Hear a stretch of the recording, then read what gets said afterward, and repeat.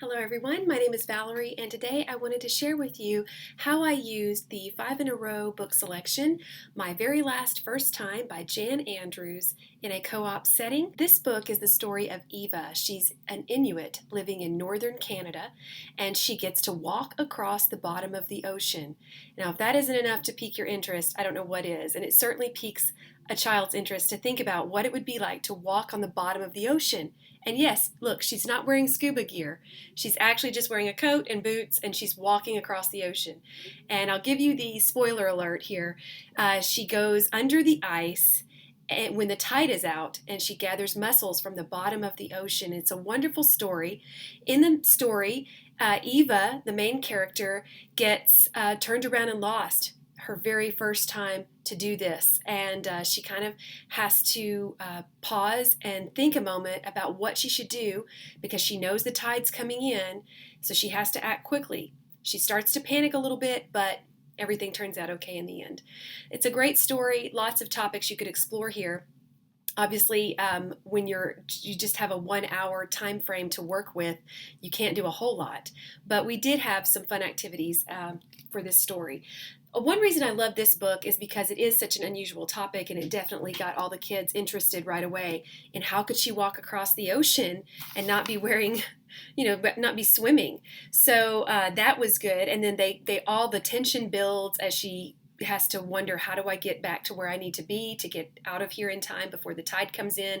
So that's exciting. So that's why I wanted to do this story. But it's another story like The Rag Coat was the previous week that was sort of difficult to find a lot of activities to work with, a lot of things available on the internet, which is my number one source for finding activities. Pinterest, Google search, those are my best friends. So, but I did find some things, so I wanted to share with you. First of all, we read the story. We always start with the story. We sit around in a semicircle like story time. We read the story, and then we talked about what to do when you're panicked. Now, this was actually taken right from the 5 in a Row Volume 1 material. This is what they say to do. Calm down, don't panic, be quiet, think carefully, and ask yourself, what am I supposed to do? Think through the steps of what are you supposed to do in this situation. Do you need to call a policeman? Do you need to look for someone else to assist you? What situation are you in? And think through the steps. So it was nice to talk to the kids about how to handle a nervous situation.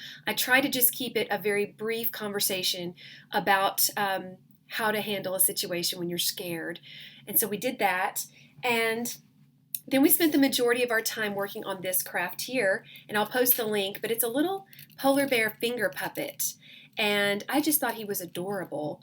I loved making him.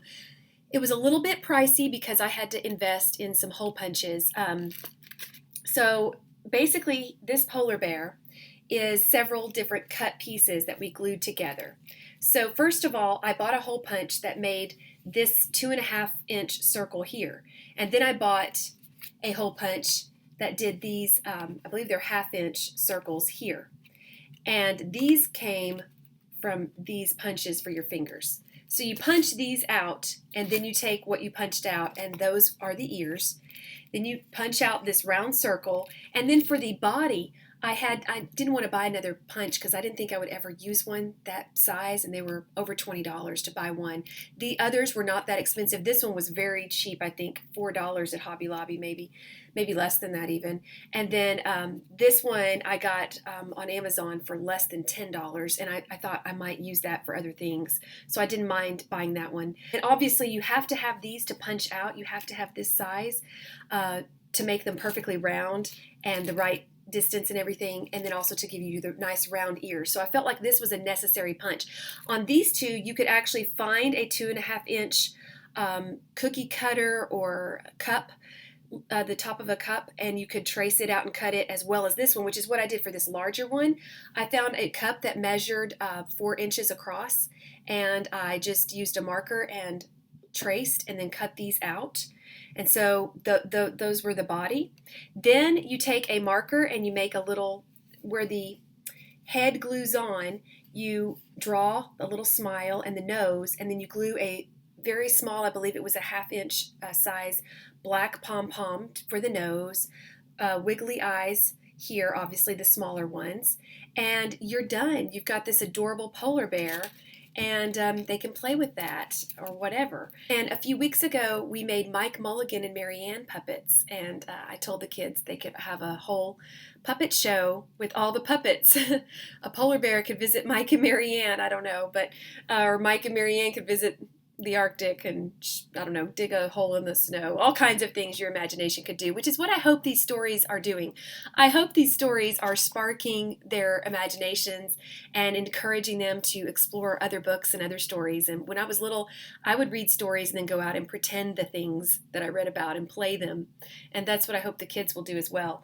Then after that, because I did have so many things prepared ahead of time, I had all the circles cut out ahead of time, and so this went really quickly. It didn't, and I figured it would. So I had some other things. I got this from Teachers Pay Teachers, and it was $2.50. And it's basically about the Northwest Territories. This story takes place in another part of Canada, actually. It takes place right here in this section.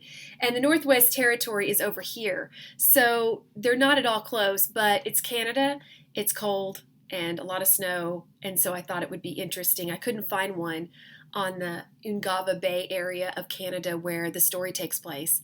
But it was only $2.50 for this download, and I printed it out on some sturdy cardstock so it would last me. Of course, I'll post the links for everything for you.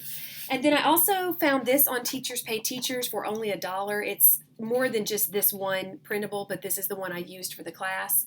And it's just the parts of a polar bear. Since we made a polar bear, we decided to do this. Now, I didn't have time to do it in the class, but I sent it home.